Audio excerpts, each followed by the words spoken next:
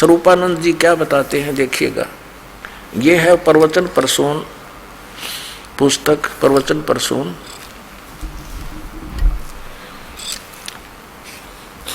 ये आपके समक्ष है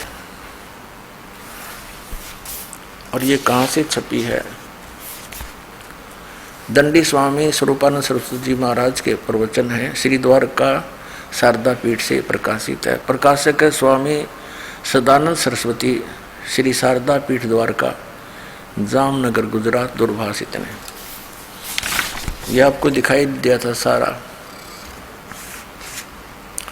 और ये दो शब्द में स्पष्ट किया है कि ये सन 1967 में पूज्यपाद श्री स्वामी स्वरूपानंद सरस्वती जी महाराज के प्रवचनों का संकलन है।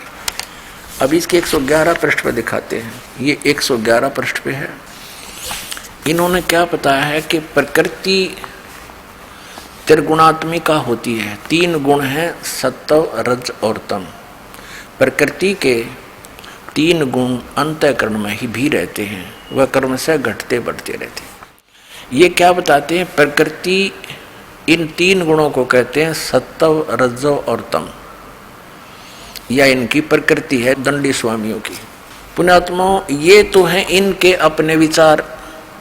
और हमारे सदग्रंथ क्या बताते हैं?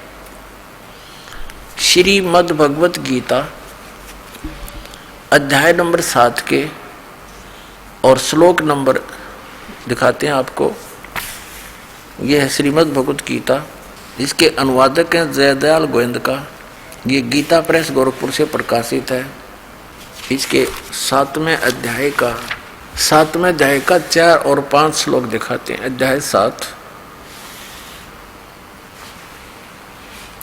4 और 5 में क्या कहा है कि पृथ्वी, जल, अग्नि, वायु, प्रकाश, मन, बुद्धि और अहंकार भी इस प्रकार यह 8 प्रकार से विभाजित मेरी प्रकृति है।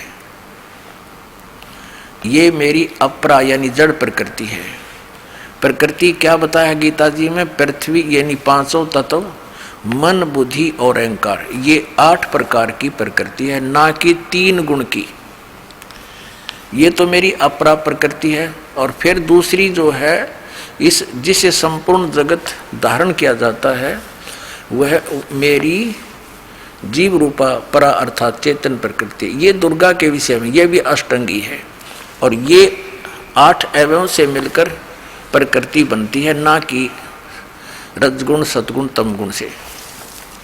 हमारे सदग्रंथ क्या बता रहे हैं? हमारे धर्मगुरु हमें क्या शिक्षा दे रहे हैं? अब इन शंकराचार्य से किसी ने प्रश्न किया कि श्री ब्रह्मा जी रजगुण है, श्री विष्णु जी सतगुण है और श्री शिव जी तमोगुण है, क्या आप सहमत हैं? तो ये कैसे घुमाते हैं कि उनको ज्ञान तो है नहीं सदग्रंथों का। आर्य कहते हैं कि हम पुराणों को सत्य मानते हैं। ये क्या घुमाता है कि भगवान एक ही है और वो भगवान रजोगुण के साथ रजगुण से ब्रह्मा बन जाता है और सतोगुण को लेकर के वो विष्णु रूप धारण कर लेता है और तमोगुण को लेकर के वो शिव रूप धारण कर लेता है। वो एक ही है। अब हमारे सदग्रंथ क्या बताते हैं, ये आपके रूबरू कराते हैं। ये देखिएगा, ये मार्कंडेय पुराण है, गीता प्रेस गोरखपुर से प्रकाशित है। ये देखिएगा, प्रकाशक है, मुद्रक हैं गीता प्रेस गोरखपुर, गोविंद भवन कार्यालय कोलकाता का संस्थान। इनके फोन और फैक्स नंबर है। इसके 123 पृष्ठ पर हम चलते हैं। ये 122 से प्रारंभ करते हैं और फिर इधर 123 पर कंसेप्ट क्लियर होगा अपना। हम 122 से शुरू करते हैं। यहां से मार्कंडेय जी बोले, ये बताते हुए आ रहे, हम यही साथ में ही देखेंगे, यहां लिखा साफ ही। ये 123 पृष्ठ है।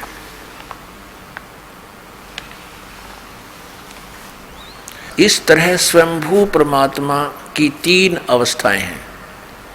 रजोगुण प्रधान ब्रह्मा, तमोगुण प्रधान रुद्र और सतगुण विश्वपालक विष्णु है।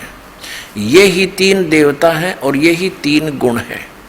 यानी इस उस परमात्मा से ये अलग हैं। रजोगुण प्रधान ब्रह्मा, तमोगुण प्रधान रुद्र और सतोगुण प्रधान विश्वपालक विष्णु हैं, और वे ही तीन देवता हैं और वे ही तीन गुण हैं। अब और कंसेप्ट क्लियर करेंगे। इन अज्ञानियों ने इतना अज्ञान फैला दिया है कि अब इसको हटाना कितना दूभर हो रहा है, देखिएगा। श्रीमद् देवी भागवत हिंदी टीका सहित भाग 1 अथ श्रीमद् देवी भागवत भाषा टीकम समहात्यम, खेमरा श्री कृष्ण दास प्रकाशन बंबई से प्रकाशित है, और यहाँ पर भी इसका बहुत सा हवाला दिया गया है।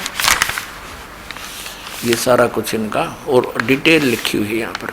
अब इसके हम तीसरे स्कंद पर आते हैं। ये है अथ श्रीमद् देवी भागवते भाषा टीका युक्ते तृतीय स्कंध है प्रारंभते। इसके हम 11 पृष्ठ पर आते हैं। ये 11 पृष्ठ है, और भाषा टीका तृतीय स्कंद अध्याय 5 का श्लोक नंबर हम 8 पढ़ देंगे। 7वां समाप्त हुआ, 8वां प्रारंभ होता है। हे माता, भगवान शंकर अपनी माता दुर्गा से कह रहे, हे माता, यदि हमारे ऊपर सदा आप दया युक्त हो तो हमको तमोगुण में किस प्रकार प्रदान किया है? ब्रह्मा रजोगुण और हरि सतगुण युक्त किए हैं। अब हम इसका संस्कृत पढ़ेंगे। इसमें संस्कृत भी साथ में है, ये और कृपा की है, यह भी हमारे पास उपलब्ध है। यदि दया धर्मना, ये 8वां श्लोक है। यदि दया धर्मना न सदाम्बिके कथम अहम विहित है। भगवान शिव बोल रहे हैं। तमोगुण है, और कमल जय, कमल से उत्पन्न होने वाले ब्रह्मा जी रजोगुण संभव, रजोगुण क्यों बना दिया? सुवित क्यों सतोगुण हरि यानी विष्णु जी को क्यों सतगुण बना दिया? इति सिद्धम, रजगुण ब्रह्मा है, सतगुण विष्णु, तमगुण शिव जी। और इन हमारे शंकराचार्यों की ये इनके इष्ट देव कौन है? इनको तो शर्म आन लगी, क्योंकि इनको पता लग गया कि रामपाल के इस तत्व ज्ञान का प्रचार बहुत घना हो गया हिंदू समाज में, पुण्यात्मा शिक्षित हैं। अब इनको सु आ गया युग ज्ञान। अब इनको शर्म आने लगी अपने इष्ट देव बचाने में। ये दास बताओगा इनके कौन है इष्ट देव, देखिएगा। वैसे तो ये आपके समक्ष कर ही दिया। यह एक पत्रिका है श्री माता, और ये कहाँ से छपी है? Shri Mata computers private limited, ये यहाँ से देख लियो। अब इनके ये हैं इष्ट भगवान इन शंकराचार्यों के। ये नारायण यानी विष्णु जी आपके समक्ष है, और ब्रह्मा जी ब्रह्मा, और शिव भगवान सदाशिव, ये इनके सदाशिव है। और इनके जो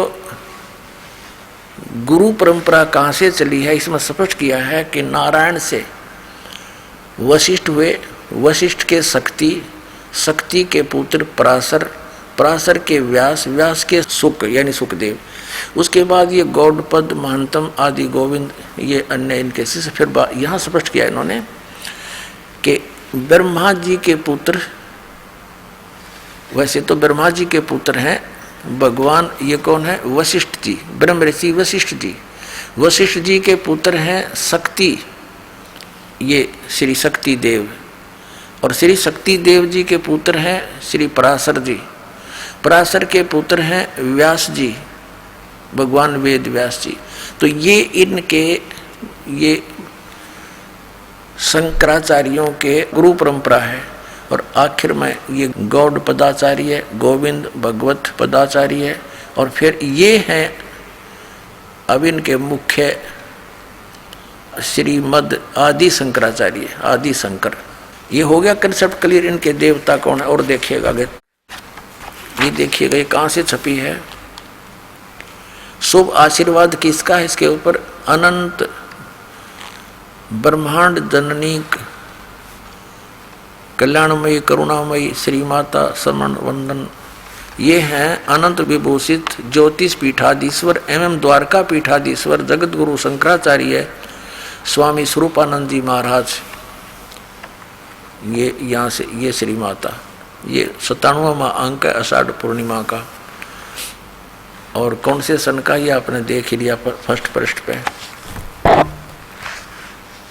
ये 2009 का है, जुलाई 2009 का। अच्छा, इसमें आगे चलते हैं। इन्होंने स्पष्ट किया है ये पृष्ठ नंबर 2 पर कि आवरण पर, आवरण माने यानी ऊपर टाइटल को पेज पर, गुरु परंपरा नारायण से आरंभ होती है और हमारे गुरु पर आकर समाप्त होती है, आदि शंकराचार्य पर। आवरण पर दिए गए चित्र नारायण से लेकर भी प्रमुख गुरु हैं, उन्हीं के हैं। आदि शंकराचार्य जी शांकर परंपरा के आदि गुरु माने जाते हैं। सभी को ज्ञात है कि उन्होंने देश के 4 दिशाओं में 4 वेदों को आधार बनाकर 4 शंकर पीठों की स्थापना की, जिस पर वर्तमान में 3 जगत गुरु शंकराचार्य विराजमान है। आवरण पर यानी मुख्य पृष्ठ पर उन सब के चित्र दिए। अच्छा, अब हम ये देखिएगा, एक पुस्तक है ज्योतिर्मय ज्योतिर्मठ, ये श्री स्वरूपानंद सरस्वती जी शंकराचार्य जी, ये देखिएगा, ये ज्योतिर्मय ज्योतिर्मठ जनवरी 2007। इसके संरक्षक हैं अनंत श्री विभूषित ज्योतिष पीठाधीश्वर एवं द्वारका पीठाधीश्वर जगत गुरु शंकराचार्य स्वामी श्री स्वरूपानंद सरस्वती जी महाराज। ये संपादक, लेखक व संकलनकर्ता विष्णुदत्त शर्मा, अध्यक्ष आध्यात्मिक उत्थान मंडल दिल्ली। ये इनके परामर्शकर्ता, प्रेरणा स्रोत सुबुदानंद ब्रह्मचारी जी। मुद्रक हैं फाइन प्रिंट एंड पैक्स। प्रकाशक हैं अखिल भारतीय आध्यात्मिक उत्थान मंडल, 1/3234 गली 2 रामनगर तिवारी, मंडोली रोड, सादरा, दिल्ली की। ये हो गए, ठीक है। अब इसमें देखना, ये है पूज्य श्री का संदेश, ये पृष्ठ नंबर 2 पर स्वरूपानंद सरस्वती जी के अपने हस्तलिखित है, इनके पैड पर, ये इनका पैड है। हमारे शांकर अद्वैत दर्शन के अनुसार भूत भौतिक प्रपंच के मूल में प्रकाश और विमर्श 2 पदार्थ हैं, जो मणि और उसकी प्रभा के समान परस्पर अभिन्न है। प्रकाश शिव और विमर्श उसकी शक्ति है, पार्वती और परमेश्वर, या त्रिपुर सुंदरी या त्रिपुर सुंदर। यानी शिव को हो तो वो त्रिपुर सुंदर है और पार्वती को त्रिपुर सुंदरी है, त्रिपुर सुंदरी। और यहाँ देखिए त्रिपुर सुंदरी की पूजा कर रहे हैं पार्वती की श्री स्वरूपानंद जी, 6 पृष्ठ पे। भगवती श्री राजेश्वरी त्रिपुर सुंदरी देवी, ये इसके बारे में इनका प्रवचन है। ये श्री स्वरूपानंद जी इस त्रिपुर सुंदरी यानी पार्वती की पूजा कर रहे हैं। प्रश्न नंबर 11 पे इसी पुस्तक के पत्रिका के आदि शंकराचार्य के संक्षिप्त जीवन में क्या लिखा है कि लगभग 2500 वर्ष पूर्व शंकराचार्य का जन्म हुआ। यहाँ लिखा, गुरु परंपरागत मठों के अनुसार उनका आविर्भाव काल ईसा पूर्व 508 वर्ष माना जाता है। ये या शब्द गलत लिखा है इन्होंने, क्योंकि 32 वर्ष की आयु में उनकी मृत्यु हो गई थी, वो संसार छोड़कर चले गए थे। तो 508 में 32 कम कर दें तो 476 रह जाते हैं। तो ये दोनों उनका जन्म और मृत्यु समय इकट्ठा लिख दिया। यानी ईसा काल, ईसा से उनका आविर्भाव माने जन्म समय 508 वर्ष ईसा जी से पहले है, ये इनका ये है। और उनकी मृत्यु फिर 32 वर्ष के बाद होगी। तो ऐसे घटते हैं ये जब तक ईसा सन तक नहीं आते। तो आज सन 2012 में हम गिने तो श्री शंकराचार्य जी का जन्म आज से 2520 वर्ष पहले हुआ। ठीक हो गया। और उधर से इन्होंने लिखा है हिमालय तीर्थ नामक एक पुस्तक के पृष्ठ 42 पर कि उनके शिव रहस्य नामक पुस्तक में लिखा है कि भगवान आदि शंकराचार्य का जन्म कलयुग के 3000 वर्ष बीतने के पश्चात होगा, भविष्यवाणी थी। तो 3000 प्लस में आज 2520 मिला दें तो 5520 वर्ष आज कलयुग बीत चुका है।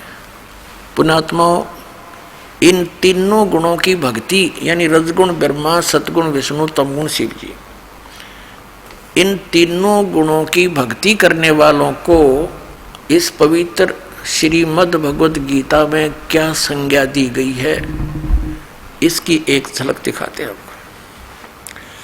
अब ये कंसेप्ट क्लियर हो गया कि रजगुण ब्रह्मा, सतगुण विष्णु, तमगुण शिव जी है। ये तो बात खत्म होगी। एक और छोटा सा दिखाते हैं, ये देखिएगा श्री शिव पुराण, ये कहाँ से प्रकाशित है, सचित्र मोटा टाइप, हनुमान प्रसाद पोदार इसके संपादक हैं, गीता प्रेस गोरखपुर से ये प्रकाशित है और मुद्रित है, वहीं से मुद्रित और प्रकाशित है। इसके 110 पृष्ठ पर आपको दिखाते हैं। इसके 110 पृष्ठ पे 9वां अध्याय है रुद्र संहिता। रुद्र संहिता का 9वां अध्याय है। इस पे लिखा है कि इस प्रकार ब्रह्मा, विष्णु तथा रुद्र, इन 3 देवताओं में गुण हैं, परंतु शिव गुणातीत माने गए हैं। अब जो शंकराचार्य ये कहते हैं कि एक ही भगवान है और वही सतोगुण को लेकर के विष्णु बन जाता है, विष्णु का रूप धारण कर लेता है, वही रजोगुण को लेकर ब्रह्मा का बन जाता है, वही सतोगुण लेकर के शंकर बन जाता है। इसमें स्पष्ट किया है कि वो तो गुणातीत है और ये 3 देवता न्यारे हैं, ये इसके पुत्र हैं। जैसे एक प्रसंग ये भी आया था कि हमारे शंकराचार्य जी, हमारे धर्मगुरु कहते हैं कि हमारे श्री कृष्ण और श्री राम ये स्वयं परमात्मा हैं और ईसा तो परमात्मा का पुत्र था और मोहम्मद साहब ये पैगंबर था, रसूल था, संदेश वाहक था, भगवान नहीं थे। और हमारे स्वयं कृष्ण और विष्णु स्वयं भगवान है। अभी ये भी भगवान के पुत्र थे, तुम्हारे भगवान भी। अभी दिखाते हैं, कंसेप्ट क्लियर करते हैं। इसी शिव पुराण को आपके रूबरू करते हैं 98 पृष्ठ तक, रुद्र संहिता।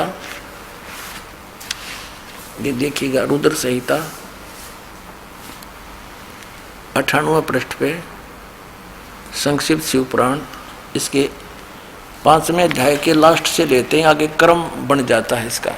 अपने पुत्र नारद की यह बात सुनकर लोक पिता में ब्रह्मा वहां इस प्रकार बोले। अध्याय 5, अब यहां देखिए,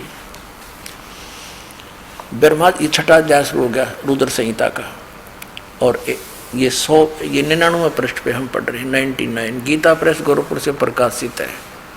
ब्रह्मा जी ने कहा कि ब्रह्मन देव शिरोमणे, तुम सदा समस्त जगत के उपकार में लगे रहते हो। तुमने लोगों के हित की कामना से बहुत उत्तम बात पूछी है। जिस समय समस्त जगत नष्ट हो गया था, वहाँ कुछ भी नहीं था, न सूर्य दिखता था और न चंद्रमा, अन्य ग्रहों का भी कुछ पता नहीं था, उसकी भी सत्ता नहीं थी। यहाँ देखते उस समय सत तत्सद्ब्रह्म, इस श्रुति में जो सत सुना जाता है एकमात्र वही शेष था। अच्छा आगे देखिए 100 पृष्ठ पे, जिस परब्रह्म के विषय में ज्ञान और अज्ञान से पूर्ण उक्तियों द्वारा इस प्रकार विकल्प किए जाते हैं, उसने कुछ काल के बाद द्वितीय की इच्छा प्रकट की। उसके भीतर एक से अनेक होने के संकल्प उदित हुआ। तब उस निराकार परमात्मा ने अपनी लीला शक्ति से अपने लिए मूर्ति की कल्पना की। जो मूर्ति रहित परम ब्रह्म है, उसकी मूर्ति ये भगवान सदाशिव है। यानी भगवान सदाशिव वही इनका परम ब्रह्म परमात्मा है। अर्वाचीन और प्राचीन विद्वान उन्हीं को ईश्वर कहते हैं।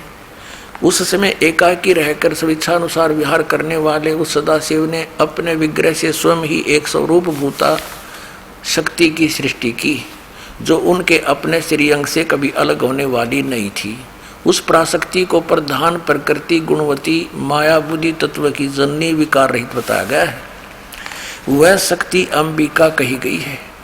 उसी को प्रकृति, देखो ये अंबिका जो श्री विष्णु, इस सदाशिव यानी इसको हम काल कहते हैं, यो काल है जिसने गीता का ज्ञान बोला।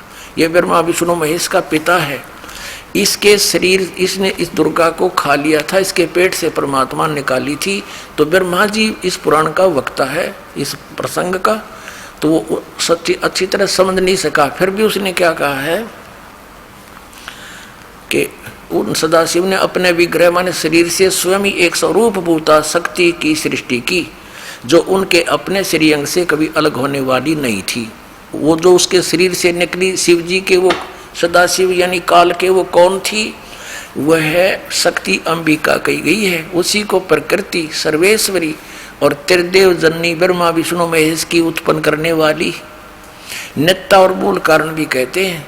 सदाशिव द्वारा प्रकट की गई उस शक्ति के 8 भुजाएं हैं। क्लियर हो गया कि दुर्गा को प्रकृति भी कहते हैं। ये तीनों देवताओं की माता है, उत्पत्ति करने वाली है। उसकी 8 भुजाएं। नाना प्रकार के आभूषण उसके श्रीअंग की शोभा बढ़ाते हैं। वह देवी नाना प्रकार की गतियों से संपन्न है और अनेक प्रकार के अस्त्र शस्त्र धारण करती है। एकाएकिनी होकर भी वह माया संयोग वसात अनेक हो जाती है। वे जो सदाशिव हैं उन्हें परम पुरुष ईश्वर, शिव, शंभु और महेश्वर कहते हैं। अब हम 101 पृष्ठ पर पढ़ रहे हैं, रुद्र संहिता का ये 6वां अध्याय। वे अपने सारे अंगों पर, अब सदाशिव के बारे में बता रहे हैं वो कौन है। वे अपने सारे अंगों पर भस्म रमाए रहते हैं। उन काल रूपी ब्रह्म ने, ओहो, इसको काल रूपी ब्रह्म कहो, सदाशिव कहो, वो काल रूपी ब्रह्म ने एक ही समय शक्ति के साथ नाथ नहीं है, शिवलोक नामक अक्षेत्र का निर्माण किया था। उस उत्तम का अक्षेत्र को काशी कहते हैं, यानी ब्रह्मांड के सबसे ऊपर है ये। वह परम निर्वाण व मोक्ष का स्थान है जो सबके ऊपर विराजमान है। वे प्रिय और प्रियतम शक्ति और शिव, यानी ये शक्ति दुर्गा, शिव ये काल, वे परमानंद स्वरूप हैं। उस मनोरम अक्षेत्र में नित्य निवास करते हैं। और मुने शिव और शिवा ने, यानी दुर्गा और इस काल रूपी ब्रह्म ने प्रलय काल में भी कभी उस अक्षेत्र को अपने सानिध्य से मुक्त नहीं किया। देव से ब्रह्मा अपने पुत्र नारद को बता रहा है, एक समय उस आनंद वन में रमण करते हुए शिवा और शिव के मन में यह इच्छा हुई कि किसी दूसरे पुरुष की सृष्टि करनी चाहिए, अर्थात कोई बच्चा उत्पन्न करना चाहिए, संतान, जिस पर यह सृष्टि संचालन का महान भार रखकर हम दोनों केवल काशी में रहकर इच्छा अनुसार विचरें और निर्वाण धारण करें। ऐसा निश्चय करके शक्ति सहित सर्वव्यापी परमेश्वर शिव ने अपने वाम भाग के 10वें अंग पर अमृत मल दिया। शक्ति सहित दुर्गा के साथ सृष्टि कर्म किया, पति पत्नी व्यवहार। फिर तो वहां से एक पुरुष प्रकट हुआ। उसका नाम क्या रखा उस बालक का? यह अपने 101 पर पढ़ा, 101 पर पढ़ा। अब 102 पढ़ाते हैं। 102 पर आप देखोगे, यहाँ देखिएगा। उस काल भगवान ने कहा सदाशिव ने, वत्स, व्यापक होने के कारण तुम्हारा विष्णु नाम विख्यात हुआ। अब यहाँ देखो, बिल्कुल इसके सामने ये 6वां अध्याय समाप्त हुआ। अब 7वां प्रारंभ होता है। ये रुद्र संहिता। ब्रह्मा जी कहते हैं देव से अपने पुत्र नारद को बता रहे ब्रह्मा जी, तत्पश्चात कल्याणकारी परमेश्वर सांब सदाशिव ने पूर्ववत प्रयत्न करके, यानी उस दुर्गा के साथ पति पत्नी व्यवहार करके अपने दाहिने अंग से मुझे उत्पन्न किया। अब क्या हो गया? अपने आत्माओं विष्णु यु काल का पुत्र है और यु हमारे शंकराचार्यों का भगवान है, तो ये भगवान कैसे हो गया? ये भी इनके भगवान का पुत्र ही है। तो है इनका मिथ्या ज्ञान, वेशलेस, निराधार। और इन्हीं अटकलों पर ये हमें आपस में लड़ाते रहे, हिंदुओं के धर्म गुरु और मुसलमानों के धर्म गुरु। परमात्मा कबीर जी कहा करते थे, कोई कहे मारा राम बड़ा है, कोई कहे खुदाई रे, कोई कहे ईसा मसीह बड़ा है, ये बाटा रहे लगाई रे, कोई कहे मारा राम बड़ा है। कहते ये मूर्ख बना रहे हमारे को।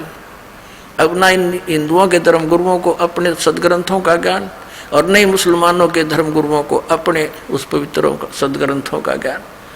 तो पुण्यात्माओं, अब हम शिक्षित हैं, जीव हमारी जाति है, मानव धर्म हमारा, हिंदू मुस्लिम सिख ईसाई कोई धर्म नहीं है न्यारा। हम एक पिता की संतान है, परम पिता के सत्पुरुष के। इस काल ने हमें मूर्ख बना रखे। अब यहाँ एक कंसेप्ट तो ये क्लियर हो गया कि इस दुर्गा और काल के दो बेटे सिद्ध हो गए, पुत्र श्री विष्णु जी और एक श्री ब्रह्मा जी। अब तीसरा यह अनुवाद करता विचलित हो गया, यहाँ तो इसने दिया छोड़, फिर एक जगह और पा गया। कहते हैं चोर चुरावे तुमबड़ी और गड्ढे पानी में, वो गड्ढे हुआ ऊपर आवे ना, सच्चाई है नहीं ना। जैसे किसी चोर ने एक तुम्बा चुरा लिया, किसी का सूखा हुआ होता है, और उसने पानी में छुपाया है, वो छुपा के आके बैठ गया। थोड़ी देर में वो आ गई एक तरफ नो चमका, ऊपर आ गया, वो फिर दबा का, वो फिर ऊपर थोड़ी देर में आ चमके। कहते चोर चुरावे तुमबड़ा गड्ढे पानी में, वो गड्ढे हुआ ऊपर आवे ना, सच्चाई छनी ना। तो इन्होंने इस सच्चाई रूपी तुम्बे को गाड़ने की कोशिश तो बहुत करी, पर ये छुपा नहीं। अब देखो शिवपुराण के अंदर, ये संक्षिप्त शिवपुराण, इसके संपादक हनुमान प्रसाद पोदार, ये वही चल रहा है जो अभी आपको दिखाई थी। अब हम आते हैं अपने उस कंसेप्ट पर। एक समय श्री विष्णु जी सतगुण और श्री ब्रह्मा जी रजगुण की आपस में कहा सुनी, यानी युद्ध हो गया, झगड़ा हो गया। किस बात में? ब्रह्मा जी कहता मैं तेरा पिताजी विष्णु जी को, विष्णु कहे मैं तेरा बाप, क्योंकि ये काल जो सदाशिव है इनका पिताजी, ये इनको भ्रमित किए हुए है। गीता ज्ञान भी ये काल सदाशिव काल रूपी ब्रह्म ही बोल रहा है। और ये 7वें अध्याय के 24-25 श्लोक में कहता है कि मैं कभी किसी के समक्ष नहीं आता अपने वास्तविक रूप में, मैं अपनी योग माया से छुपा रहता हूँ। तो इसने क्या किया है कि किसी महर्षि ने भगवान पाने के लिए समाधिस्थ होने की चेष्टा की, किसी को तो ब्रह्मा जी के रूप में दर्शन दे दिए, और किसी को शिव जी के रूप में, किसी को विष्णु जी के रूप में। जिसको विष्णु जी के रूप में दर्शन दिए समाधि दशा में, तो वो विष्णु जी के पास आकर उसका सिर हो गया कि आप ही भगवान हो, मैंने देख लिया है, आपने छुपा रखा अपने आप को, आप सर्वशक्तिमान हो, सर्वसृजनहार हो, आप परमात्मा हो। ऐसा 1, 2, 10 सैकड़ों ने कहा। तो उस विष्णु जी को भ्रम हो गया कि मैं सचमुच शायद मैं ही सृजनहार हूँ। और ये भी कहा कि ब्रह्मा जी आपकी नाभि कमल से उत्पन्न हुए हैं। उधर से उसने जिसको ब्रह्मा जी के रूप में दर्शन दिए, उसने श्री ब्रह्मा जी को हवा भर दी, आप सचमुच परमात्मा हो, आप जगत के पिता हो, जगत पालक हो, सर्वशक्तिमान तुम ही हो। इस बात का भ्रम श्री ब्रह्मा जी को हो गया। फिर किसी ने शंकर जी के रूप में देख लिए, तो उसने शंकर जी की महिमा गा दी कि भगवान शिव स्वयं पूर्ण परमात्मा है, अजर व अमर है, मृत्युंजय है, कालज्ञ है, ये सर्वशक्तिमान है। तो ऐसे इसने इन सबको भ्रमित कर दिया। अब जैसा ये इसने प्रतिज्ञा कर रखी कि मैं कभी किसी के समक्ष अपने वास्तविक रूप में नहीं आऊँगा, क्योंकि श्रीमद् भगवद गीता का ज्ञान देते समय इसने जो विराट रूप दिखाया, तो अर्जुन को कहा था ये है मेरा विराट रूप। 11वें अध्याय के 32वें श्लोक में कहा कि मैं काल हूँ और इन सब को नाश करने के लिए प्रवृत्त हुआ हूँ, अब आया हूँ। 11वें अध्याय के 47 और 48 श्लोक में स्पष्ट किया है कि ये मेरा जो रूप तूने देखा, ये मेरा रूप है वास्तविक इस काल का। और कहता है मेरी प्राप्ति यानी इस रूप के दर्शन, भगवान प्राप्ति ना वेदों वर्णित विधि से, ना गीता, ना किसी तप से, ना जप से, और ना किसी क्रिया से, किसी को नहीं हो सकते तेरे अतिरिक्त। ना पहले किसी ने देखा, ना आगे कोई देख सकता। आगे फिर क्या कहा कि चतुर्भुज, वो अपने चतुर्भुज रूप में आगे श्री विष्णु रूप दिखा दिया। ये कुछ भी रूप बना सकता है ये काल। तो फिर कहा कि चतुर्भुज रूप के दर्शन भी किसी वेदों में वर्णित विधि से, ना जप से, ना तप से, किसी क्रिया से नहीं हो सकते, ये मेरी कृपा से ही किसी को हो सकते। तो ऐसे ये किसी को ब्रह्मा जी के रूप में दर्शन दे दे, कभी किसी को विष्णु जी के रूप में दर्शन दे देता है, किसी को शिव रूप में दर्शन दे देता है, ऐसा ही। तो इन दोनों को भ्रम हो गया। ब्रह्मा जी ने सोच लिया I am God, Vishnu ji ने सोच लिया मैं ही परमात्मा हूं, करता हूं। इन दोनों का रोड़ा हो गया, झगड़ा हो गया। इन दोनों का युद्ध समाप्त करने के लिए इनके पिता ने, इस सदा शिव काल ने, काल रूपी ब्रह्म ने इनके बीच में तेजों में पिलर स्तंभ गाड़ दिया। ये युद्ध तब भूल गए, उसका ऊपर नीचे खोजने लग गए। फिर ये स्वयं अपने पुत्र शिव का रूप धारण करके खड़ा हो गया आके। ये ऐसे आता है, अपने वास्तविक रूप में कभी प्रकट नहीं होता। इसने प्रतिज्ञा कर रखी है गीता जी के 7वें अध्याय के 24 और 25 में कि ये मूर्ख जन समुदाय मुझे कृष्ण मान रहा होगा। मुझ अव्यक्तम व्यक्तिम आपना मनन्ते, मुझ अव्यक्त को मुझे कृष्ण रूप में व्यक्ति आया मान रहे होंगे। आई एम नॉट कृष्ण, मैं अपनी योग माया से छुपा रहता हूँ, मैं कभी किसी के समक्ष नहीं होता। ये मेरा अटल अनुतम अवय, यानी अवय माने अविनाशी नियम है, विधान है, घटिया नियम है। क्योंकि जो पिता अपने पुत्रों से छुप रहा हो घटिया है, कभी सामने नहीं आता, उसमें दोष है कोई ना कोई। क्योंकि ये 1 लाख मानव शरीरधारियों को नित खाता है, इस कारण से छुप के रहता है। अब यहाँ प्रसंग चल रहा है कि ब्रह्मा विष्णु महेश और शिव इनका पिता है यु सदा काल रूपी ब्रह्म। अब देखियो, तो इन दोनों के बीच में स्वयं आकर के इनको ज्ञान देने लगा। फिर देखिए, ये है पृष्ठ 24 पे, ये ब्रह्मा विष्णु महेश के युद्ध हो रहा था। इनके बीच में यो पिलर स्तंभ, यो लिंग खड़ा कर दिया तेजों में। अब 25 पर हम पढ़ेंगे। तो इन्होंने दोनों ने, ब्रह्मा जी और विष्णु जी ने आपस में इनसे कुछ प्रश्न किए इस काल रूपी ब्रह्म से। ब्रह्मा और विष्णु ने पूछा, प्रभु सृष्टि आदि 5 कर्तव्य के लक्षण क्या है, ये हम दोनों को बताइए। भगवान शिव बोले, फिर वो बताने लग गया। अब हम अपने मतलब की बात पढ़ेंगे। अब 26 पे आ जाते हैं।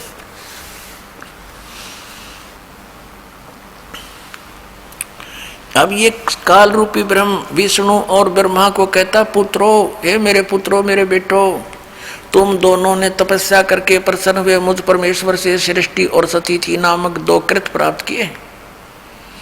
ये दोनों तुम्हें बहुत प्रिय है। इसी प्रकार मेरी विभूति स्वरूप रुद्र और महेश्वर ने, ये मैं नहीं है, 2 उत्तम अन्य कृत संहार और तिरोभाव प्राप्त मुझसे प्राप्त किए, परंतु अनुग्रह नामक कृत दूसरा कोई प्राप्त नहीं कर सकता। अब देखो, ये 2 पुत्र थे, विष्णु और ब्रह्मा हो गए, रुद्र और महेश्वर ये न्यारे हो गए।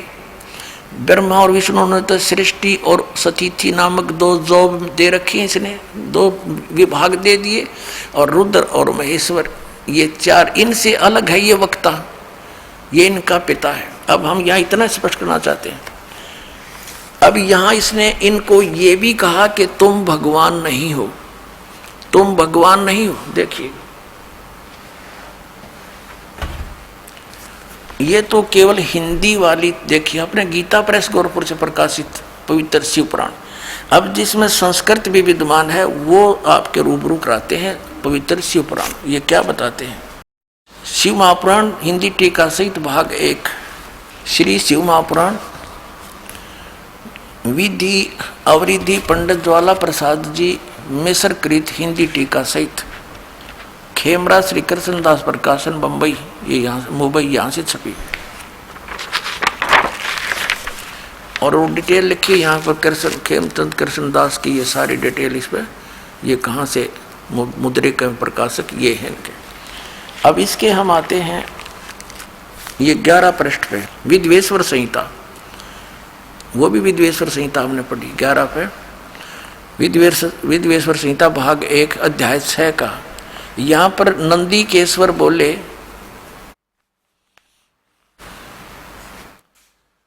हे योगींद्र, आगे एक समय विष्णु भगवान शेष सैया पर अपने गरुड़ आदि पार्षदों से युक्त लक्ष्मी सहित शयन करते थे, विश्राम कर रहे थे, सोए थे। उस समय ब्रह्म ज्ञानियों में श्रेष्ठ ब्रह्मा जी अपनी इच्छा से वहां आ गए।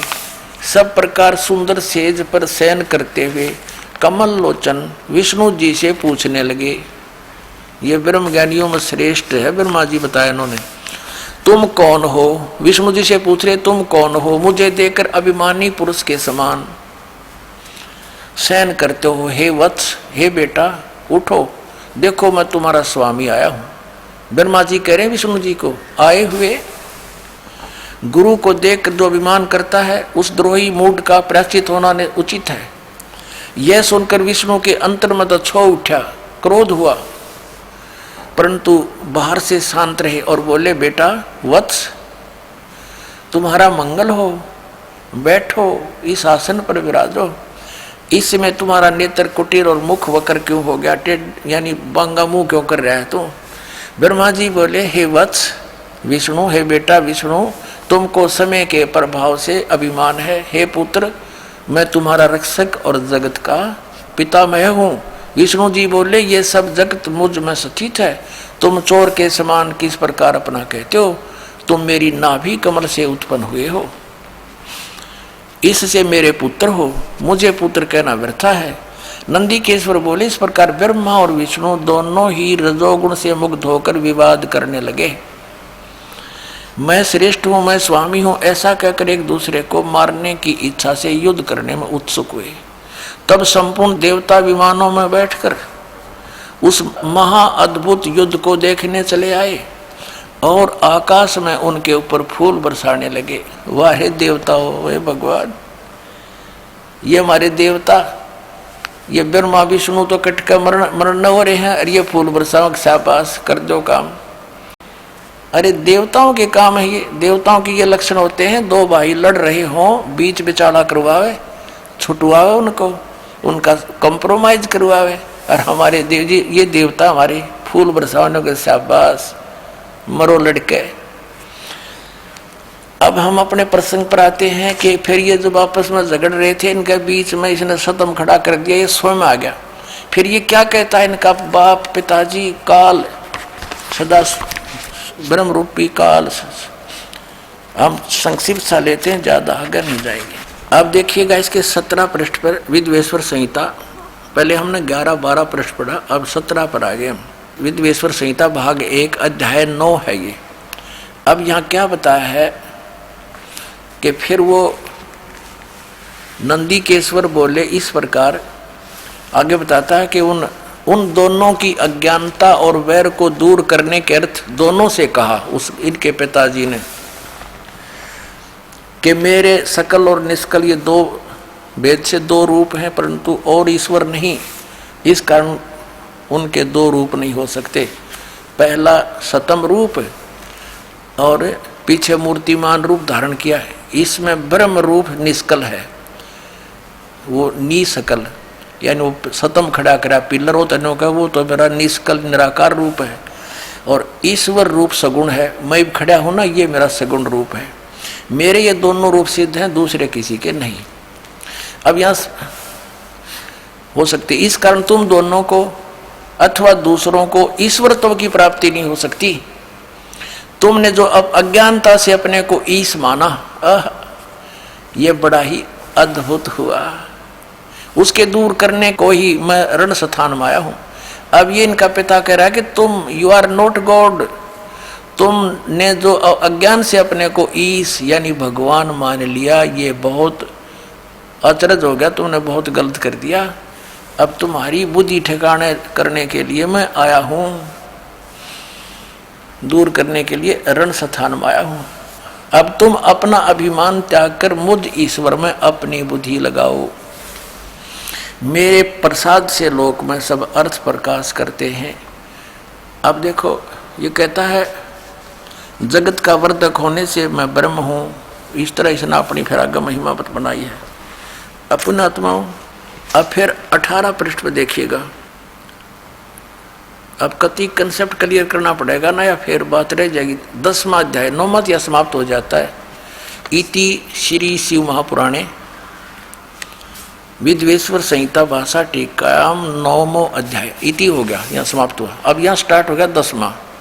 इस 10वें के इसने आगे 10वें श्लोक में क्या बताया कि पुत्रो, वही जो हिंदी वाले में भी था, हे पुत्रो यह कृत आपने तप से प्राप्त किया है। ब्रह्मा और विष्णु से कहता है सृष्टि और स्थिति उत्पत्ति, यानी सृष्टि की उत्पत्ति और पालन कहता है, सो मैंने प्रसन्न होकर तुम्हें दिया है। आगे देखो, इस प्रकार दूसरे 2 कृत रुद्र और महेश को प्रदान किए। अब हम यहाँ सिर्फ इतना ही कंसेप्ट क्लियर करना था, हमने इतना ही कंसेप्ट क्लियर करना था जिनको हमारे धर्म गुरु, पवित्र हिंदू धर्म के धर्म गुरु शंकराचार्य, जिनको पूर्ण परमात्मा विष्णु और शिव को बताते रहे, ये तो इनके इतिहास में लिखा कि ये भगवान नहीं है, तो क्या इनको वेदों का सदग्रंथों का ज्ञान था? अब जैसा इनके शंकर पंचम के 135 पृष्ठ पर लिखा है कि सबसे बड़ा पशु कौन है, उन्हीं का उत्तर है कि जिन्होंने सदग्रंथों को पढ़ा और उसके अनुसार धर्म आचरण नहीं किया, वो सबसे बड़ा पशु है। तो अब आप पुण्यात्मा हो, निर्णय करने ला सबसे बड़े पशु कौन है। बोलो सतगुरुदेव की जय हो। परम पिता परमात्मा पूर्ण ब्रह्म सर्व सृष्टि रचनहार सर्व उत्पादक, ये परमात्मा कौन है, कहाँ रहते हैं, उनकी क्या स्थिति है, वे साकार हैं या निराकार हैं, वे परमात्मा हमें क्या लाभ दे सकते हैं, यह जानकारी पुण्यात्माओं सत्संग से होती है। और जिन पुण्यात्माओं को सत्संग उपलब्ध होता है, धन्य है उनके माता पिता जिनसे जन्म हुआ, क्योंकि सत्संग में आए बिना प्राणी को अपने मनुष्य जीवन के लक्ष्य का ज्ञान नहीं होता। हमने सत्संग सुनने से पहले जो उद्देश्य मान रखा होता है वो भौतिक होता है। सत्संग में आने से हमारा आध्यात्मिक उद्देश्य बनता है, जो इस मनुष्य जीवन का मूल कर्तव्य है, आवश्यक कार्य है। जैसे अपने निर्वाह के लिए जो क्रियाकर्म हम करते हैं वो तो मजबूरी है और प्रत्यक्ष दिखाई देती है, वो भी हमने करनी पड़ेगी क्योंकि वो हमारी व्यवस्था है, मजबूरी है। यदि हम इस शरीर के अंदर कुछ भोजन फीड नहीं करेंगे तो ये काम करना छोड़ देगा। इसकी सुरक्षा नहीं रखेंगे, कोई झोपड़ी मकान महल कमरे बनाकर, तो भी इसको हानि हो गई तो ये व्यर्थ हो जाएगा। क्योंकि ये सब, इसको आहार देना, इसकी सुरक्षा रखना, ये किस लिए अनिवार्य है? केवल इसीलिए नहीं कि हमने बच्चे पैदा करने हैं, फिर उनको पालना पोसना है, उनका विवाह कर देना है और फिर मर जाना है। ये तो जो क्रिया है ये हमारे प्रारब्धवश सब हो रही है, ये तो हमारी मजबूरी है। और जो कार्य जरूरी है वो सत्संग से ज्ञान होता है। तो वो पुण्यात्मा धन्य है जो सत्संग के अंदर आकर के इस अध्यात्म मार्ग को ध्यान पूर्वक सुनते हैं। कुछ एक सत्संग में भी आते हैं, यहाँ बैठकर भी अन्य ही चिंतन करते रहते हैं, क्योंकि हमारे ऊपर इतना प्रेशर डाल रखा है इस काल भगवान ने, ऐसी परंपराएं बनवा दी हमारी कि हम सारा जीवन उन्हीं को पूरा करने में मर जाते हैं। जैसे बड़ी बड़ी कोठियां बनाना, विवाह के अंदर एक विशेष ड्रामा करना, एक से बढ़कर एक दान लेना और देना हमने एक परम कर्तव्य मान लिया। एक शोभा मान ली जो हमारी शत्रु है। अध्यात्म मार्ग में सबसे बड़ी शत्रु है ये वस्तु जो हम सर्व अधिक करते हैं। एक प्लॉट ले लिया, संतुष्टि नहीं, दूसरा और ले लूं। एक कोठी बना ली, संतुष्टि नहीं, एक और बना दूं। उद्देश्य चाहे कैसा भी रहे कि अधिक बिक जाएगी, ज़्यादा कीमत मिल जाएगी, धनी हो जाऊंगा। धनी होकर क्या करेगा? बेटी का विवाह करूंगा, उसमें पैसे लगाने पड़ेंगे। कोठी और बना लूंगा, दुनिया में शान बन जाएगी। इसी जोड़ तोड़ में मृत्यु हो जाती है। ना वह कोठी काम आई, ना ही वो चिंतन काम आया। फिर कुत्ता बनकर वहीं पर सैर सपट्टे कर रहा है उस कोठी के आसपास, उसमें कोई घुसने नहीं देगा। फिर तो पुण्यात्माओं, सत्संग में आने से प्राणी को ज्ञान होता है कि हम क्या कर रहे हैं, हमने करना क्या चाहिए था।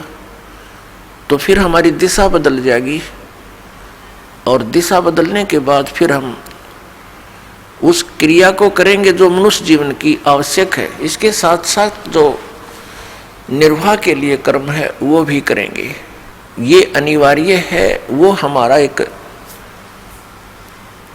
आवश्यकता है हमारी उसकी शरीर निर्वाह के लिए, तो उसको भी हम मिनिमाइज करेंगे,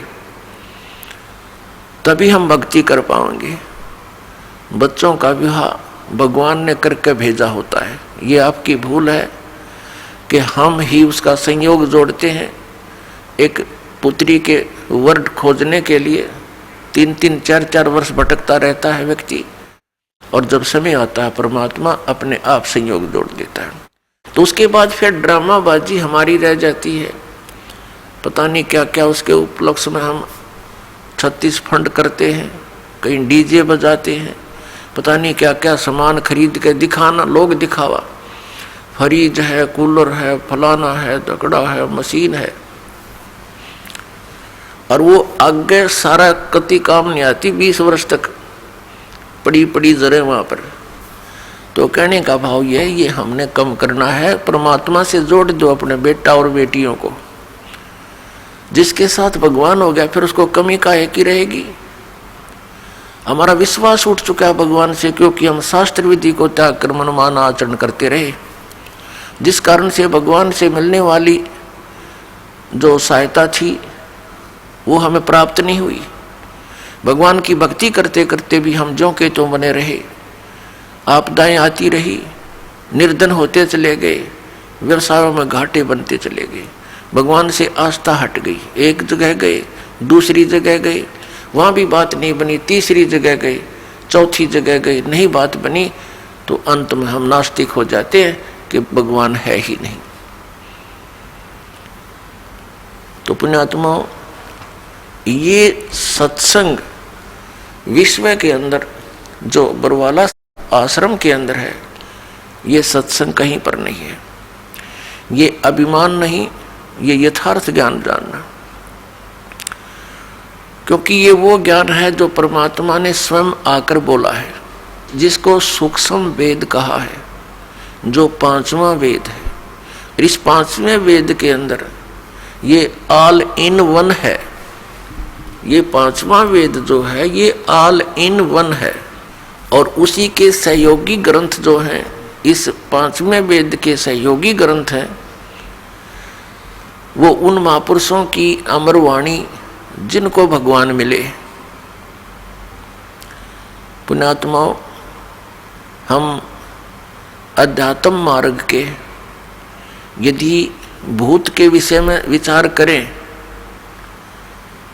कि इन ऋषियों ने कितने कठिन प्रयत्न किए, हजारों वर्षों तक इनके इतिहास बताते हैं। इन्होंने साधनाएं की, हठ योग किया, जैसा भी क्रिया इनको किसी ने बताई, सिर धड़की बाजी लगाई, लेकिन परमात्मा नहीं मिले। इसलिए उन सभी का अनुभव ये कह रहा है कि गॉड इज फॉर्मलेस, परमात्मा निराकार है। तो पुण्यात्माओं, क्या उनको भगवान मिला? जो साधनाएं वो ऋषि लोग किया करते थे, वर्तमान में वो क्रियाएं भी नहीं रही, हम और अन्य क्रियाओं पर आकर रुक गए। हमारे पूर्व के जो ऋषि महर्षि थे, पुण्यात्माओं, ये धर्म मजहब ये कोई इनका लंबा इतिहास नहीं है।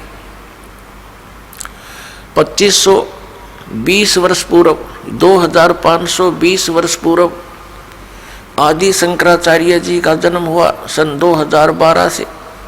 सन 2012 से 2520 वर्ष पूर्व आदि शंकराचार्य जी का जन्म हुआ और फिर उन्होंने इस हिंदू धर्म की स्थापना की।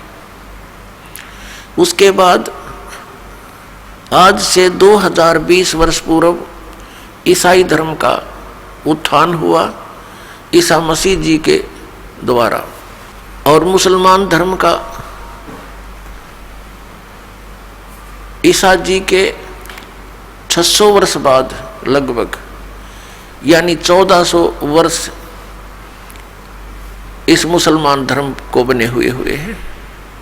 और सिख धर्म का इतिहास तो बहुत ही छोटा, यानी 500 वर्ष पूर्व हुआ है। उससे पहले कोई भी मजहब नहीं था।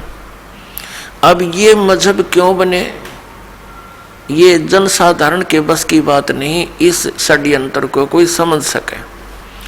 यहाँ का जो मालिक है वो ब्रह्म है, सर्वपुरुष है, जिसको ज्योत निरंजन भी कहते हैं, काल भी कहते हैं, जिसने श्री कृष्ण जी में प्रवेश करके श्रीमद् भगवत गीता का ज्ञान दिया, जो श्री ब्रह्मा, श्री विष्णु, श्री शिव जी के पूज्य पिताजी हैं। ये 21 ब्रह्मांड का स्वामी है और एक ब्रह्मांड में हम रह रहे हैं।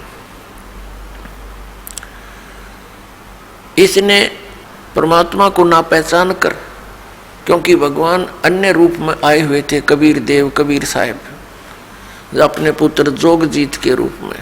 उनका पुत्र सतलोक में वचन से सब पुत्र हुए हैं। तो इसने पहले तो उनके साथ युद्ध की सोची, परमात्मा की सामर्थ्य के सामने उसके कुछ बसाई नहीं। फिर उसके पश्चात देखा उसने कि जोगजीत बहुत प्रबल शक्ति युक्त है, पैर पकड़ लिए, हाथ जोड़ लिए और इस लोक में आने का कारण पूछा, क्योंकि ये 21 ब्रह्मांड परमात्मा के मूल स्थान से 16 शंख कोश की दूरी पर है। एक शंख नील पद्म शंख होता है, ये ऐसी गिनती है। तो जब इस काल भगवान ने, जो यहाँ का स्वामी है, जिसने ये मजहब बना दिए ईब कलयुग में, तब उसने पूछा कि आप जोगजीत बड़े भाई, क्योंकि ये काल भी उस परमेश्वर का ही पुत्र है, ये बागी हो गया, इसने वहाँ बहुत बकवाद कर दी, जिस कारण से इसको निष्कासित कर दिया। और हम अपनी नालायकी के कारण अपने पिता से आस्था हटाकर इसके ऊपर आसक्त हो गए। तो जहाँ आशा तहाँ बासा हुई, हम इसके साथ भगवान ने भेजने पड़ गए। हम अपनी इच्छा से यहाँ आ गए, जबकि परम पिता ने यहाँ होने वाले कष्टों से हमें आगाह भी करा दिया था, लेकिन हम माने नहीं, आसक्त हो गए थे, जिस कारण से हम यहाँ फंस गए। तो जब हम यहाँ बहुत दुखी हुए, क्योंकि हम उस परम पिता कबीर भगवान के परम अक्षर ब्रह्म के पुत्र हैं। सभी चींटी से लेकर हाथी तक जितने भी स्त्री या पुरुष हैं, मनुष्य जीवन है, मानव है, ये सभी उस परमात्मा की आत्माएं हैं। हम सतलोक में रहा करते थे, वह हमारा जन्म और मृत्यु नहीं होता था। और वही बात आज भी हमें खटकती है। हम यहाँ कितने ही कष्ट उठा रहे हैं, नो प्रॉब्लम, लेकिन हम मरते हैं, ये भारी प्रॉब्लम। हम वृद्ध होते हैं, ये सबसे बड़ा बुरा लगता है हमें। क्यों लगता है? क्योंकि हम वहाँ रहा करते थे जहाँ ये दोनों नहीं थे, ना वृद्धावस्था थी और ना ही ये मृत्यु थी। अब देखो, हम मुश्किल से तो एक मकान बनावें, फिर परिवार होए, उसमें मोह ममता कितने प्यार से हम रहते हैं, और एकदम मृत्यु हो जाती है। बताइए, कोई बात हुई? ये को रहने का स्थान है, आंखें बंद कर रखी हमारी इस काल ने, क्योंकि हम इससे आगे सोच नहीं सकते, ऐसी बुद्धि बांध दी हमारी। तो इस ज्ञान को देने के लिए परमात्मा स्वयं आते हैं। जब हम यहाँ दुखी देखे उस परमात्मा, क्योंकि जिसके बच्चे बेटा बेटी दुखी हो जाते हैं वो माता पिता चैन से नहीं रह सकते। पार ना बसावे वो अलग बात है, लेकिन रो तो सकते ही हैं।